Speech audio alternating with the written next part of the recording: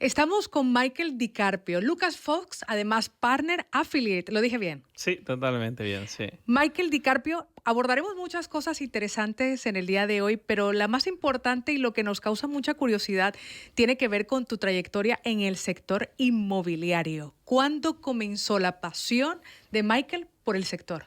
Bueno, ya han pasado justamente este año 20 años ya. Empecé en junio del 2019, casi por casualidad, y desde allí me he dedicado a este apasionante sector, viviendo crisis, momentos difíciles, fantásticos momentos, entendiendo clientes internacionales, locales, pero sí, ya hace 20 años que estamos en el sector inmobiliario que estoy. Pues de esa anécdota me tienes que hablar. ¿Cómo fue que llegaste al sector inmobiliario? Bueno, fue totalmente casual, ¿eh? No fue algo buscado. Cuando yo iba a empezar la carrera, a estudiar Derecho, ese verano tenía que trabajar y, bueno, no es como ahora que tienes muchas ofertas de trabajo, sino en un diario habían dos anuncios clasificados y apliqué a las dos, ¿no? Uno era un bingo, un bingo de aquí de Barcelona en la calle Gran Vía, y el otro era una empresa de intermediación inmobiliaria, ¿no? Entonces, realmente entrevisté en los dos, fui cogido en los dos, o sea, pasé a fase final y me contratarían en los dos sitios. Y lo curioso es que en el bingo pues era mucho más dinero para la época, que tenía 19 años, 20 años atrás. No sé si eran 1.300 euros más propinas, te ibas a 1.800. Y en el sector inmobiliario tenía su sueldo mucho más bajito, que supongo que era el mínimo, que eran 600 euros, y comisiones, ¿no? Entonces, al final, después de estudiar los dos, entender qué se podía hacer, tomé la decisión por estar en el sector inmobiliario. Pero realmente también fue una situación, tú porque ya me conoces, pero fue una situación estética, ¿no? Porque al final pensé, con ese traje rojo, que casi llevabas un gorro encima, y estar muchas horas de pie En el bingo. en el bingo, que podías ascender a jefe de sala, que pues a mí no era mi mayor ilusión, al menos en el sector inmobiliario, que parecía difícil crecer, porque es un sector que ya se veía que era muy competitivo. Al menos llevábamos traje, ¿no? Y bueno, llevar traje, ir a la universidad directamente así, pues tenías más posibilidades de ligar quizás, ¿no? Y fue la decisión que fue el todo, pero sí que me ayudó a entrar en ese sector hace 20 años ya. Hace 20 años ya, se dicen rápidamente, pero justo antes de entrar al sector inmobiliario, que ya sabemos cómo llegaste al sector inmobiliario, ¿habías trabajado en otros sectores? No. Había ayudado a la esposa de mi padre alguna vez, no aquí, en Estados Unidos, en Miami, en una empresa de servicios de seguridad marítima, de compra-venta de seguridad marítima, pero ayudarle a ella en mi época de vacaciones, ¿no? Pero aparte de eso, no había tenido un trabajo como tal. O sea, fue mi primer trabajo realmente. O sea, te sumergiste directamente en el sector. Totalmente. 20 años, porque normalmente, ¿qué cualidades se tienen que tener para poder estar en el sector inmobiliario? Yo creo que hay muchas cualidades que son afines cuando tienes a alguien o entra alguien en el sector, ¿no? Como gente que sea muy empática, que tengas don de gente, que sepas entender, escuchar, y habilidades comerciales. Pero la realidad, si te tengo que decir y evaluarme tanto a mí como grandes comerciales que he conocido a lo largo de esta trayectoria, lo principal siempre son las ganas de trabajar que ellos tienen.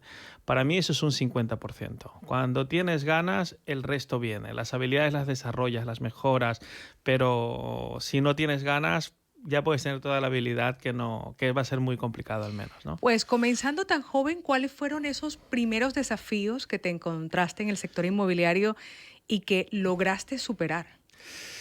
Los primeros desafíos es el aprendizaje, ¿no? Porque al final es como todo, empiezas con muchas expectativas, con mucha ilusión, pero luego son muchas horas de trabajo, mucha dedicación, cuesta mucho obtener los resultados, y si no tienes paciencia es un poco complicado, ¿no? Entonces, al final, la juventud siempre en mí ha sido un hándicap, porque cuando eres comercial con 19 años, pues la gente realmente no tiene tanta credibilidad, por decirlo. Cuando eres un directivo tan joven, te pasa exactamente lo mismo con los equipos que tú llevas, y al final tienes que jugar con eso, ¿no? Afortunadamente, pues soy alto y mi edad pues he confundido un poco la altura, el pelo largo, la barba, siempre he hecho ver un poco más mayor y he intentado jugar con mis habilidades que tenía en ese momento, ¿no? Pues mira que lo aprovechaste muy bien y por cierto, una de las cosas que tiene este sector es lo competitivo que es. ¿Lo era entonces? ¿Lo sigue siendo ahora el sector inmobiliario? Totalmente. Al final depende en la parte del sector que trabajes, porque hay muchas partes, ¿no? Desde el sector premium, que es el que trabajo los últimos 10 o 12 años, hasta el sector más residencial, primera vivienda, más medio, viviendas más sencillas, todo es competitivo. Al final en unos tienes más operaciones, en otros tienes menos operaciones, pero la tecnología, las ganas de la gente, tenemos mucho intrusismo también en nuestro sector. Esto hace que cada día tengamos mucha competencia, ¿no? A mí me gusta esta parte porque la vamos a disfrutar muchísimo. Sabremos que si, además de que es competitivo, lo es aún más Barcelona. ¿Qué es lo que tú crees que ha hecho desmarcarte de lo competitivo que es el sector en esta ciudad? Bueno, Barcelona es una ciudad muy competitiva. Hace 20 años es una cosa muy distinta a lo que era ahora, porque lo que nos trajo la gran crisis, ¿no? Que empieza en 2007 y que se acentúa en 2008, donde estábamos enseñados sobre todo a tratar a clientes nacionales, lo que nos hace o lo que me hace diferente y cuando empiezo a trabajar ya con otras marcas internacionales, es precisamente este perfil de cliente, ¿no? Al final Barcelona empieza a ponerse en el mapa para invertir de un tipo de cliente muy concreto y es lo que salva al sector de alguna manera en los años más duros, que es el 2008 hasta el 2013 o bien entrado el 2013, el cliente internacional, ¿no? Entonces los desafíos eran otros muy distintos a del 2006 o 2005, 2004, donde la tecnología o las principales herramientas tecnológicas no son las que eran en aquel entonces ni las que son ahora, donde hablar los idiomas de cada tipo de cliente o entender la mentalidad internacional de un cliente era algo nuevo, no como ahora que sí que la mayoría de agencias internacionales o más grandes estamos preparados para estos desafíos, ¿no? Pero el gran desafío fue el cambio y la parte camaleónica que tienes que tener en este sector cada día al final. Cuando hablas del desafío de atender a ese cliente extranjero y que además lo están haciendo en este momento para poder cubrir esa demanda como ellos la quieren, ¿cuáles son esos clientes extranjeros? ¿De dónde son esos inversores? Bueno, esto va cambiando, esto es cíclico, ¿no? ¿Ok?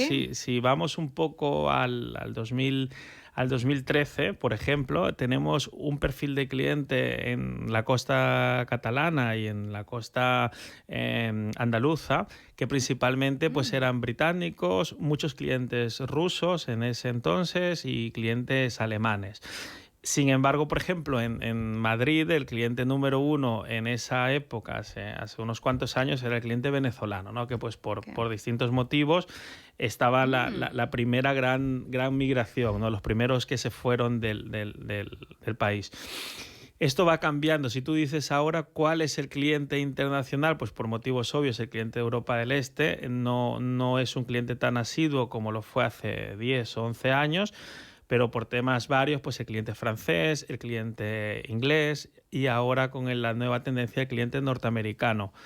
En Madrid, porque en Madrid lo tenemos que explicar de otra forma, el cliente principal, pues hoy en día se diría que estamos entre los clientes de México y Colombia, latinoamericanos, pero ya no es el cliente de Venezuela de la primera o Ujú. de la segunda etapa, ¿no?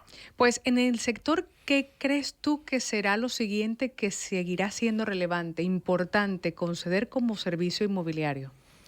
Bueno, la tendencia del sector inmobiliario, como bien has dicho, nos tenemos que ir evolucionando. Una de las grandes asignaturas de nuestro país, en este caso, ha sido la calidad de servicio, ¿no? Ujú. Darle ese servicio exquisito al cliente que va a ser la principal manera de diferenciarte de la competencia.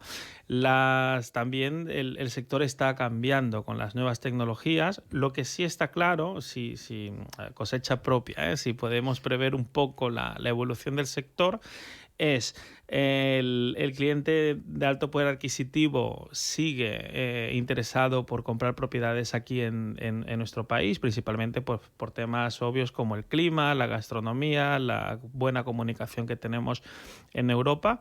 Lo siguiente que se está desarrollando con mucha tendencia en los últimos años y va a continuar son las propiedades premium y super premium, que es decir, hablamos de más de 3 millones de euros, principalmente en la zona de Barcelona, Madrid, Marbella e Islas Baleares, ¿vale?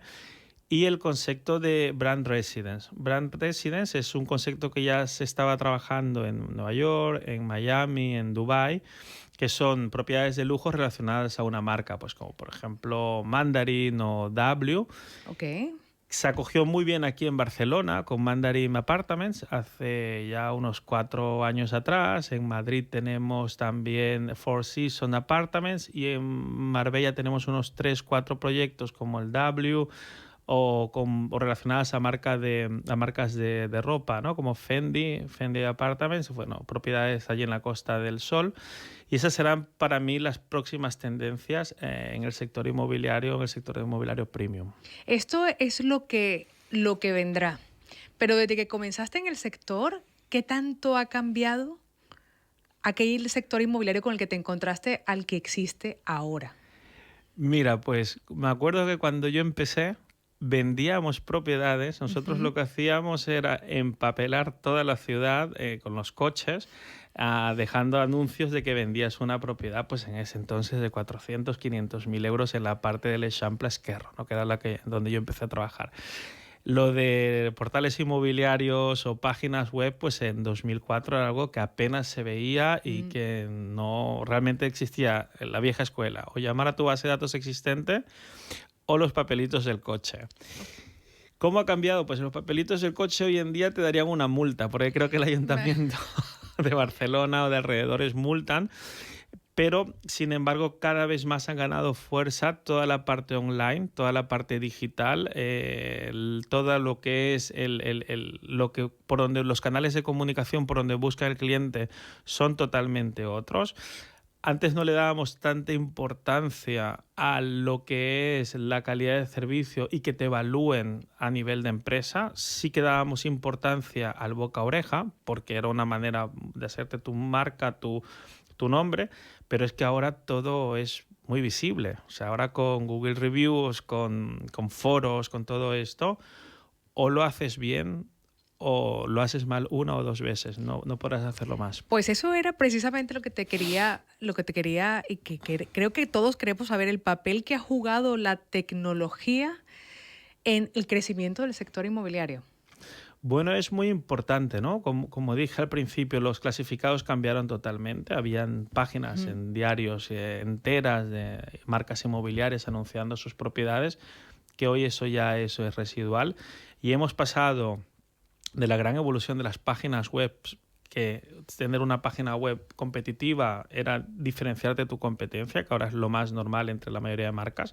Pasamos a los portales inmobiliarios, tanto nacionales como internacionales, que depende de tu posicionamiento, vas a tener mayor o menor éxito, pero ahora ya entramos en una nueva vía de comunicación mucho más rápida, ¿no? Que son con las nuevas generaciones, como los millennials o la generación Z, donde todo es más rápido y tienes que captar la atención del cliente en 3 segundos. Si no lo haces, que esto es Instagram, todo lo que es Meta o incluso LinkedIn, si no tienes la atención del cliente, cada vez más los compradores o los vendedores nuestros se fijan en esta plataforma que hace 4 años era algo no muy realista, ¿no?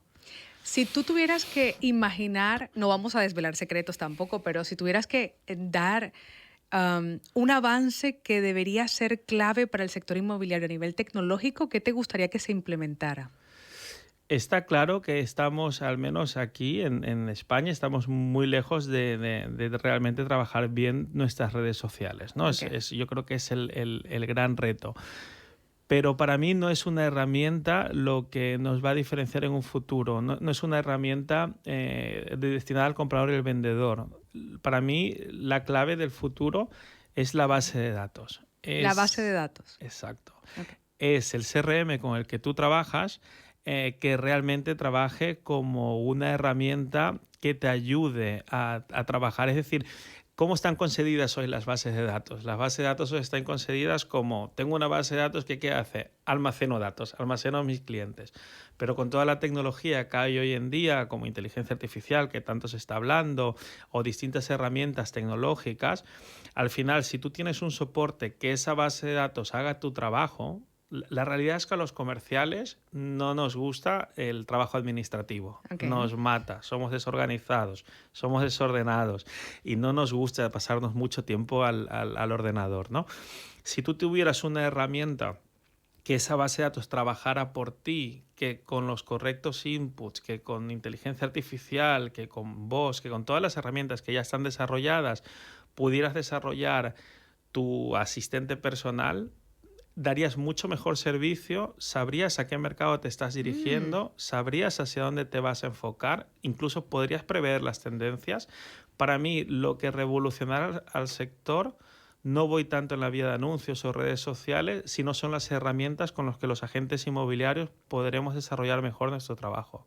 Me encanta. Pues tomamos nota porque es cierto que hemos hablado de 20 años de experiencia de Michael Di Carpio. En esos 20 años de experiencia han habido muchos momentos de incertidumbre, situaciones económicas, crisis, la bolsa. ¿Cómo has mantenido a flote? Bueno, tuve la suerte de tener, de empezar como comercial, de ser responsable muy rápido. Empecé como comercial con 19, con 20 o 21 ya era responsable y con 22 ya tenía participaciones de esa sociedad, ¿no? Entonces, el gran aprendizaje que tuve, que no me lo enseñaron en la universidad en ninguna parte, fue la quiebra de esas empresas. Wow. Las deudas con Hacienda, con Seguridad Social, cosas que no sabía que existían, porque bueno, los gestores que tenía en ese momento no eran los mejores que he tenido, ¿no? Y eso te da un aprendizaje que si lo juntas a una crisis del año 2007-2008, que es global, que no hay liquidez, que no hay compradores, solo hay producto, estuve a punto de abandonar el sector. O sea, realmente fue un momento duro. Probé en otro sector un año y decidí volver al mío. Reinventado, ya no intermediaba como tal, sino me dediqué a una fase que no conocía, que era expandir marcas, expandir con un grupo norteamericano, y empecé a expandir marcas, pero al final era transmitir esa experiencia y interpretar que estaba funcionando en otros mercados más avanzados que el nuestro, como el norteamericano, por ejemplo, para darles herramientas y formación a nuestros agentes, a nuestros directivos, para que pudieran tener negocios de éxito, ¿no? Y esa reinvención, pues realmente fue dura. Me acuerdo que en pleno 2009 abrimos la primera franquicia, una marca que se llama Century 21 en Samboy. Abrí yo la primera franquicia en el 2009 o 2009. Y era muy duro porque era venderle a un broker. Okay. Vender a un broker, que ya es difícil porque siempre te está esperando para que tú le vendas algo, ¿no? Venderle a un broker a un producto que no necesita, Okay. que tiene miedo, incertidumbre, en un momento en que en nuestro mercado nadie quería estar. Éramos el centro de la crisis, ¿no? Nadie quería trabajar en el sector inmobiliario. Y a partir de allí, pues eso te hace entender mucho mejor el sector, ver la parte positiva, ir luchando, abriendo oficinas y poco a poco, pues hasta que cogimos la ola buena, que es en 2013, ¿no? Pues en esa ola buena, a partir de ahora, hay un nuevo concepto de compradores. Hay compradores muy jóvenes, que tú hablabas acerca de los youtubers también. Hay una nueva oleada de compradores que tienen hábitos diferentes y tienen demandas de viviendas diferentes en cuanto a la compra. ¿Cómo crees que hay que abordar a ese perfil de compradores, esa nueva generación? Aquí está la clave, ¿no? Incluso de estar siempre intentando ver hacia dónde prevés que va a ir el futuro del sector, ¿no? Porque justamente como bien dices, en nuestra marca, ¿no?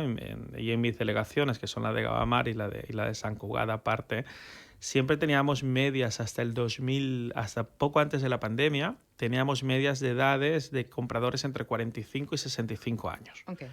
De repente, si yo te tengo que dar hoy una media de nuestro comprador, nuestra media de comprador está entre 34 años hasta los 65 años. Entonces esto nos ha dado un nuevo perfil de comprador, un comprador mucho más joven, que se comunica de otra forma totalmente distinta, que sus canales de búsqueda son totalmente diferentes y que tienen otro tipo de necesidades, ¿no? Son compradores que en muchos casos ya están más concienciados con el tema de la parte ecológica, ¿no? De todo lo que es energías renovables o que su casa sea lo menos contaminante posible, o placas solares, aerotermia, que buscan estar cerca de círculos urbanos muy concretos para ir en bicicleta hasta su punto de grabación o de trabajo. Realmente es otra tendencia, ¿no? No tantas habitaciones, menos, pero sí que le da una importancia, en el caso de los youtubers, pues dónde grabar, ¿no? No, y que pasan mucho más tiempo en esa vivienda. Exactamente, exactamente. Esto nos pasa con ese perfil del cliente, así como otro tipo de cliente que es internacional también, que son clientes que pueden trabajar desde cualquier punto. Y lo que ellos necesitan es elegir la ciudad o el tipo de ambiente que ellos quieren. Si quieren naturaleza, si quieren playa, si quieren tener vistas al mar. Es una tendencia que la llamamos en los últimos años los nómadas digitales, ¿no? Nómadas digitales, sí. Pues yo quiero saber dos cosas puntuales. Me encantaría saber qué es lo que más le atrae a Michael Di Carpio de este sector. Oh, muy buena pregunta. Mira, nunca me la habían hecho, ¿eh?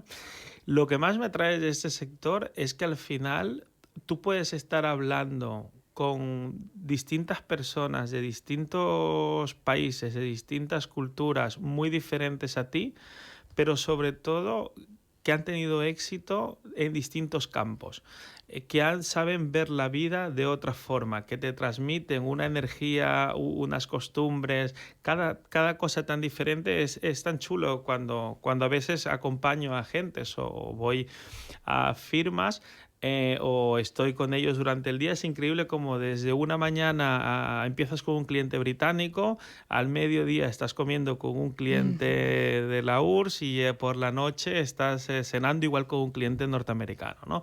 Toda esta variedad y darles servicios a gente tan distinta, de tantas culturas diferentes, es algo que para mí otro sector no me daría, ¿no? Yo soy un poco cotilla y quiero saber algún proyecto que te haya o alguna venta que te haya marcado mucho que la recuerdes todavía.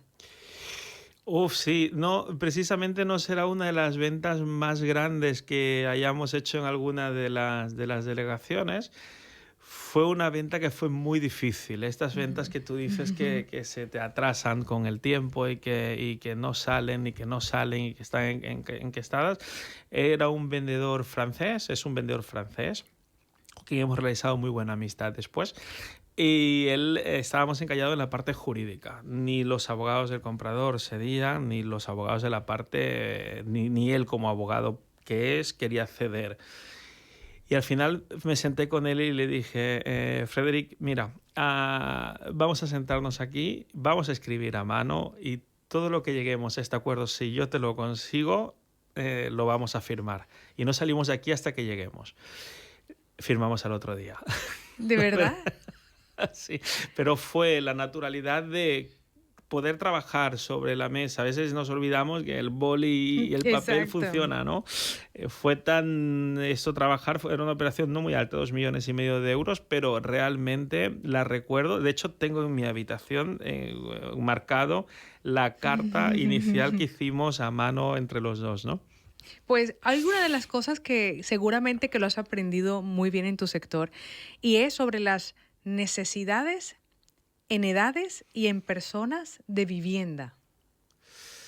Ok, siempre cuando hablo con nuestros agentes digo que nuestro sector normalmente no tiene crisis, ¿no? Porque afortunadamente pues hay gente que quiere vivir en nuestras ciudades.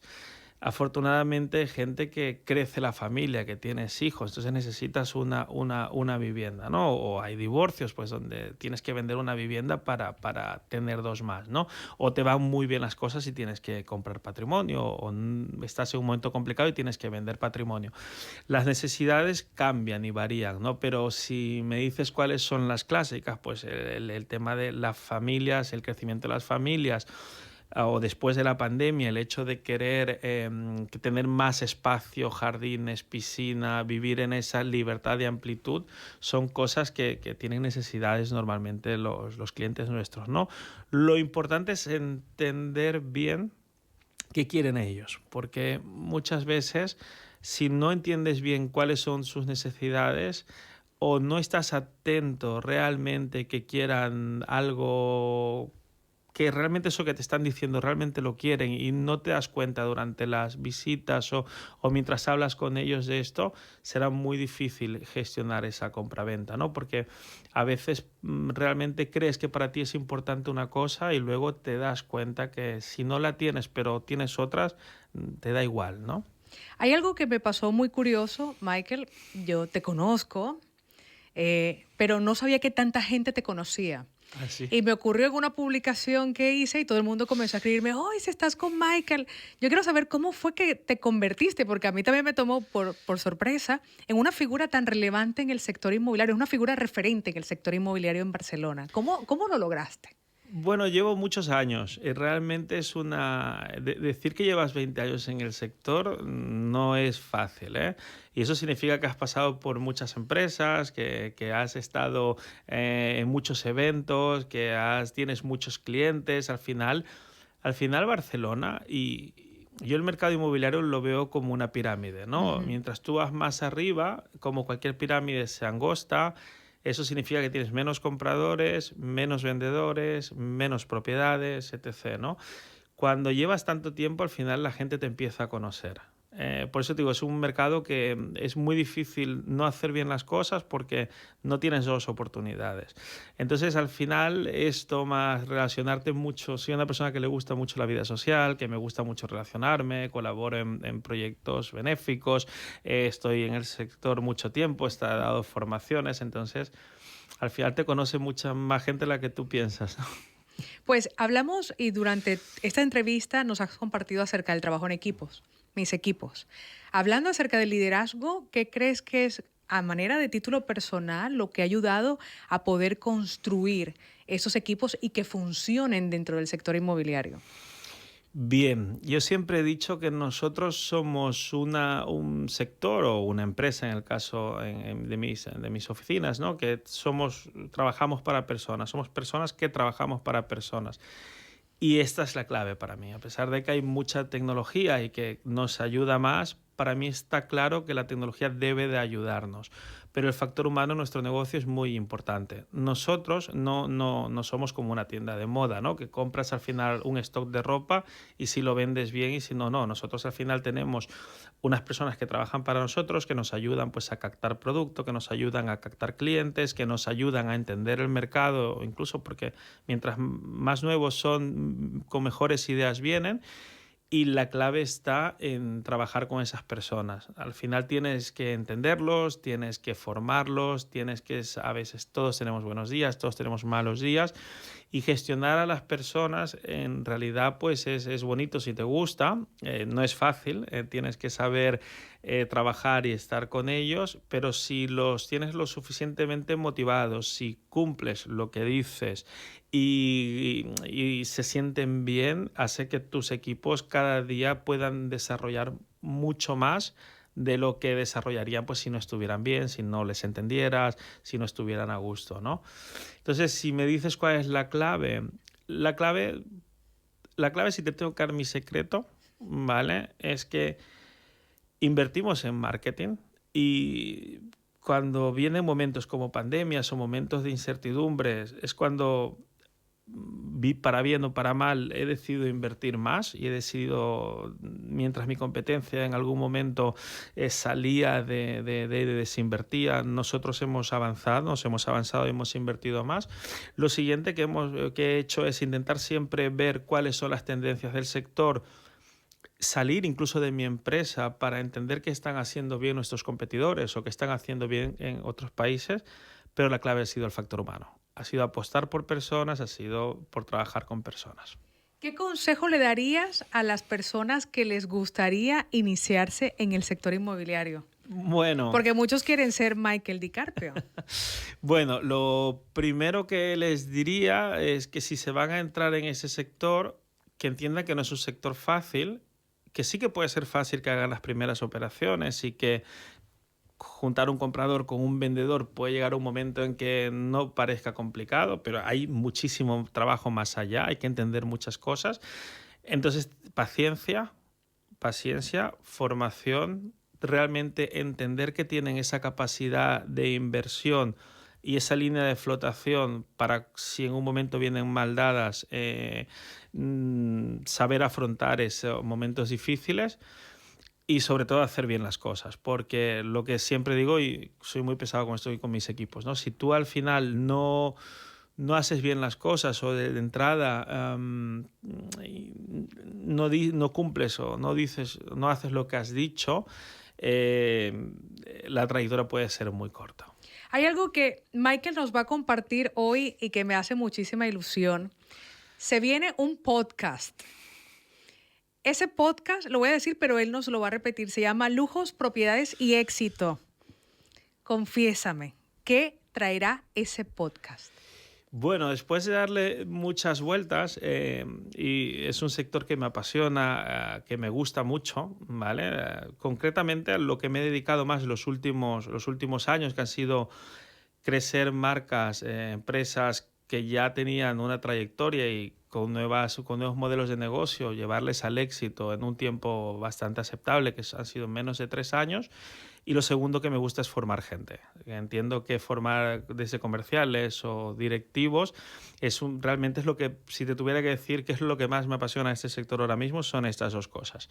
Entonces, después de darle muchas vueltas, pensé, ¿y si hiciéramos un podcast con 2 amigas en un bar conocido de Barcelona? Decirles, ¿y si hiciéramos un podcast donde pudiéramos ayudar tanto a los clientes que tienen muchas incertidumbres o necesidades o preguntas antes de ir a una agencia y casos que se repiten, porque hay muchos casos que se repiten en nuestro sector cuando eres un comprador, un vendedor o un inversor?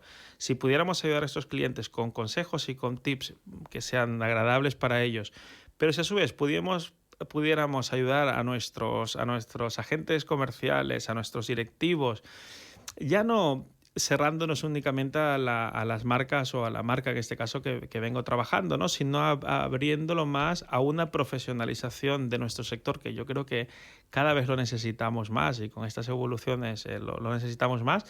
La idea de este podcast de lujo, propiedades y éxito es mezclar distintos contenidos, desde gente pues profesionales en nuestro sector consolidados hasta profesionales relacionados a nuestro sector como abogados, arquitectos, gente experta en tecnología.